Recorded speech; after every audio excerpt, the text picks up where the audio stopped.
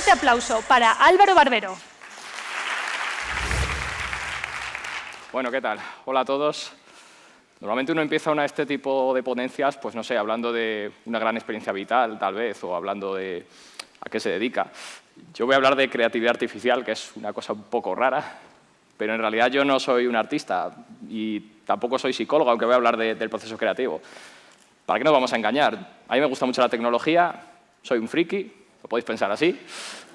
Y la realidad es que, bueno, para alguien como yo, pues empezar una charla así recitando un poema puede parecer un poco raro. Pero ya que estamos aquí en TEDx, para todavía una experiencia en la vida, pues esto es lo que voy a hacer.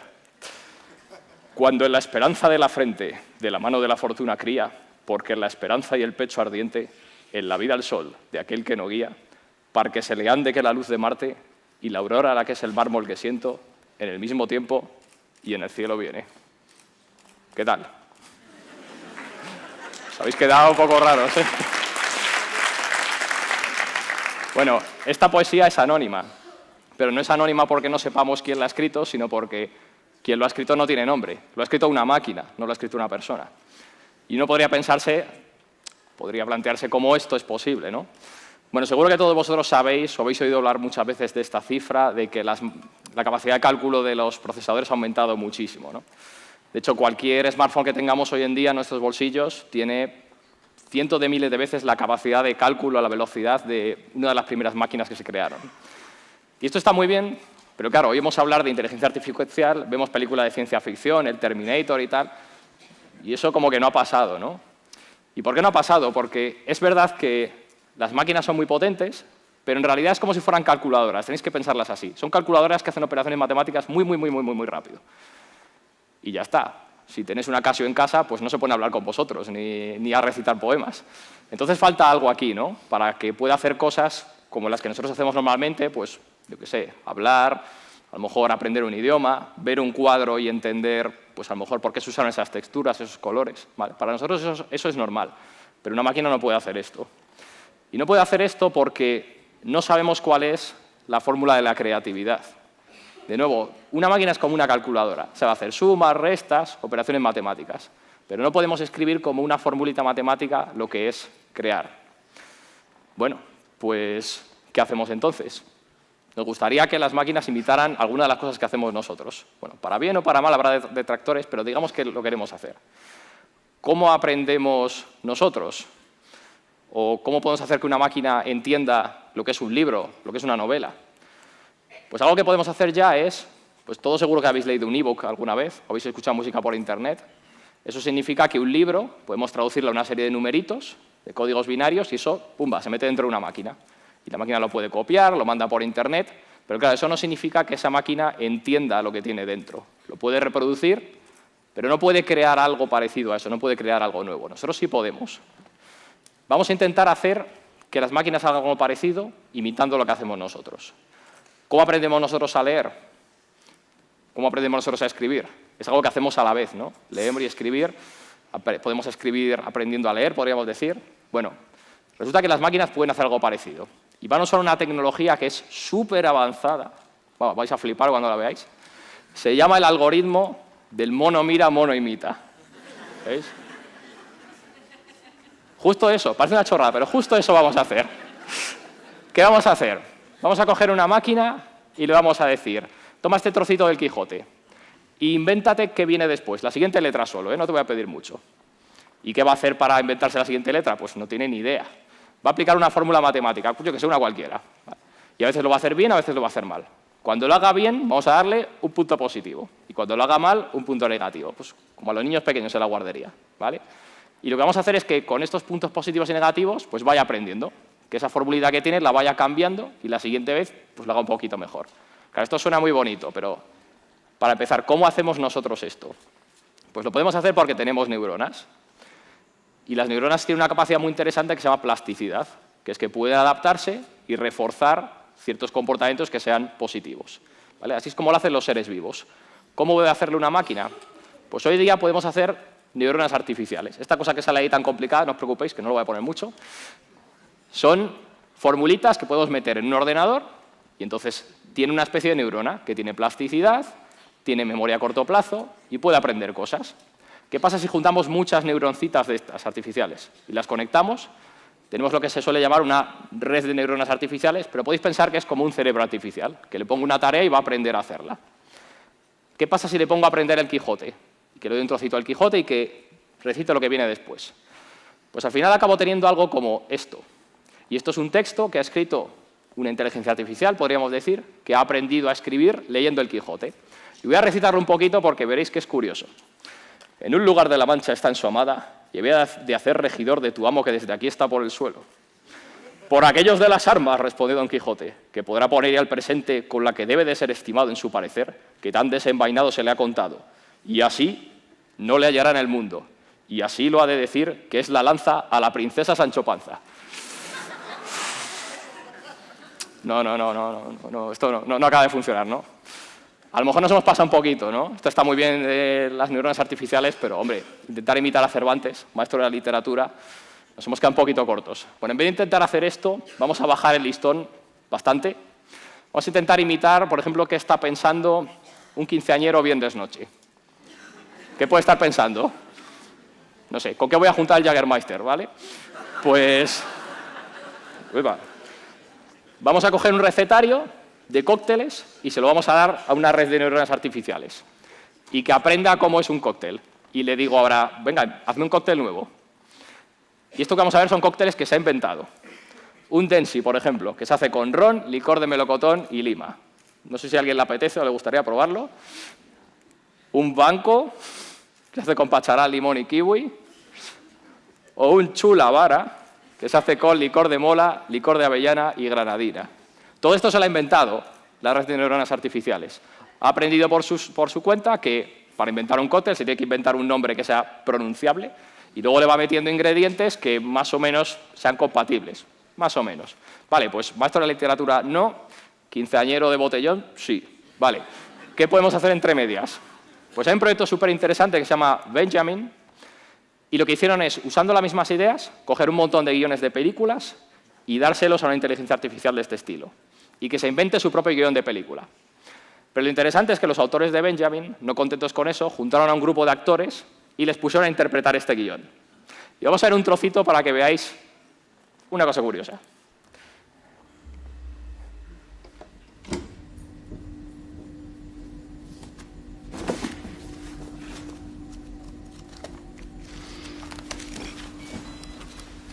In a future with mass unemployment, young people are forced to sell blood. It's something I can do. You should see the boy and shut up. I was the one who was going to be 100 years old. I saw him again. The way you were sent to me, that was a big, honest idea. I am not a bright light. Well, I have to go to the skull. I don't know.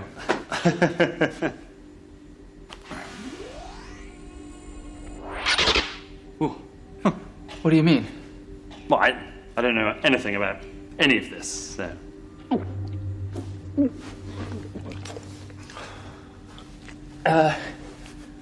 Then what?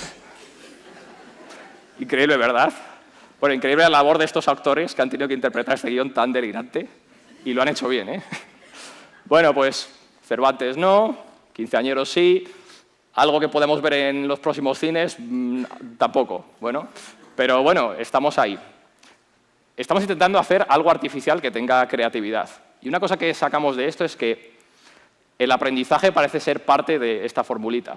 Yo le digo a este ordenador que aprenda cómo lo ha hecho un autor famoso y, bueno, de eso aprende y hace algo.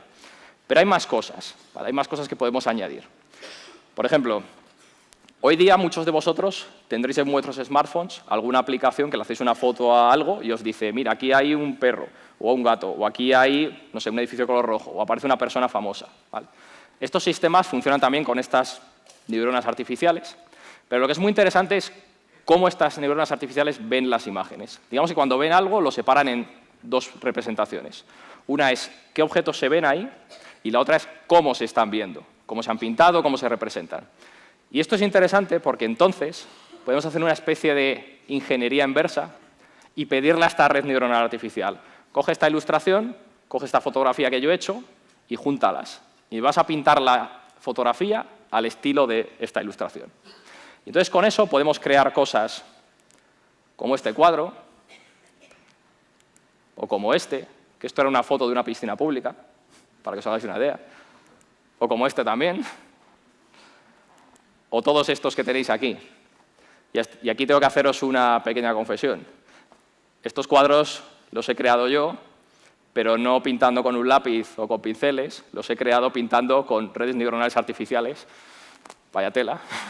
¿Quién me lo iba a decir a mí que esto iba a ser posible algún día? Y yo no sé pintar. Yo tengo que admitir que de pequeño en el colegio se me da fatal la plástica, yo no era capaz de juntar dos trazos y que aquello estuviera bien, pero oye, ahora puedo hacer este tipo de cosas.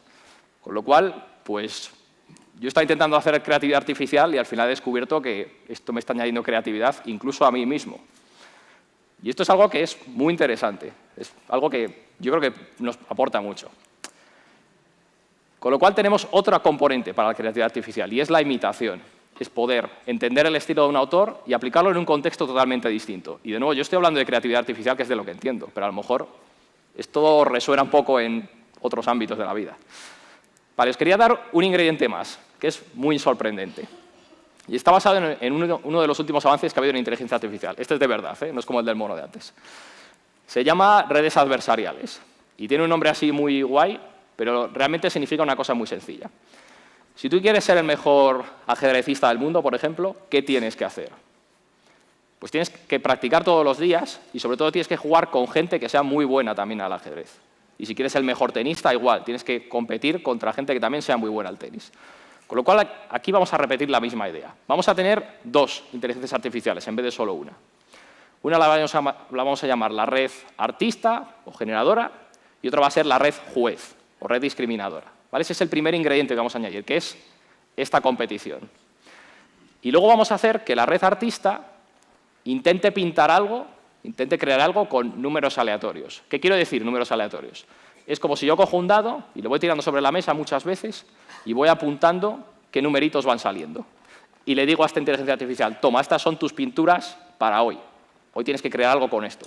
Pero son las de hoy. Mañana, como voy a volver a tirar el dado, van a salir números distintos y entonces esta máquina va a crear algo diferente. Y esto es muy interesante porque una calculadora siempre hace las mismas operaciones. Es una cosa mecánica, digamos que no tiene capacidad de cambiar. Pero con esto sí. ¿Vale? Y entonces, ¿qué va a pasar? Yo le voy a pedir, por ejemplo, a la red creadora que haga algo muy sencillito. Digo, píntame un numerito en un papel, como lo podría hacer una persona. Y lo va a hacer fatal. ¿Vale? Debería haber hecho esto y mirad lo que está pintando. Pero ¿qué pasa? Que la red crítica lo va a ver y va a decir, esto es una imitación artificial y esto otro es de verdad. ¿Vale? Ahora, la red artista, pues como buen artista, se va a fijar en qué le está achacando el crítico que ha hecho mal y con eso va a aprender. Y la siguiente vez lo va a hacer mejor. Y así va a repetir muchas veces y al final va a ser capaz de pintar cosas que están tan bien hechas que la red jueza ya no sabe distinguir cuál es real, cuál ha hecho una máquina. Vale.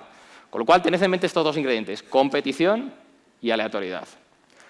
Ahora os voy a enseñar unas fotografías de lo que podríamos llamar celebrities, pues actores de Hollywood, gente que ha sido galardonada en la MTV.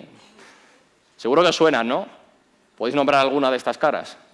¿Sí? Bueno, espero que sí, ¿no? Bueno, en realidad no, porque os estoy engañando, todas estas caras no existen. Todas las ha pintado una inteligencia artificial. No son personas reales, pero dan el pego. Y lo interesante es que, para que veáis que no os estoy engañando, que de verdad son caras inventadas, os he dicho que esta máquina pintaba con numeritos aleatorios. ¿Vale? Cada día que le da uno distinto iba cambiando la cara. Si yo voy modificando esos numeritos, esas pinturas que usa la máquina, fijaos cómo va cambiando esto.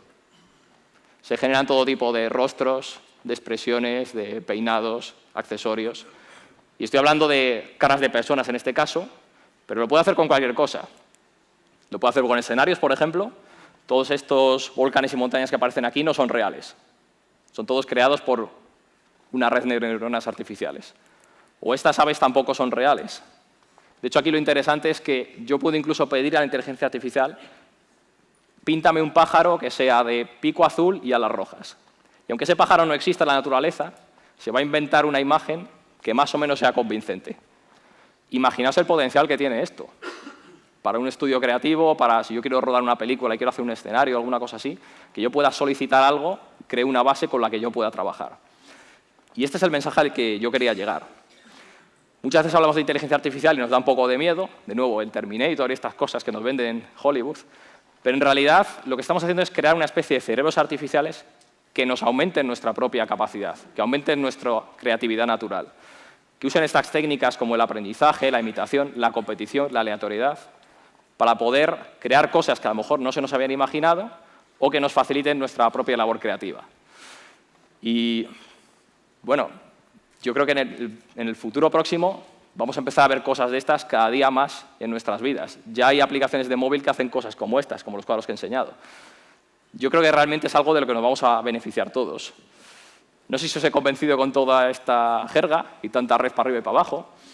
Yo, desde luego, con lo que me puedo dar satisfecho a nivel personal es que ahora tengo una capacidad creativa que antes no tenía, ahora puedo pintar, antes no podía hacerlo. Y si algún día llego a casa y veo que el cuadro que me ha pintado la red neuronal no me gusta, pues no tengo más que pedirle un cóctel y con eso a la cama. ¿Vale? Pues nada, espero que os haya gustado. Gracias.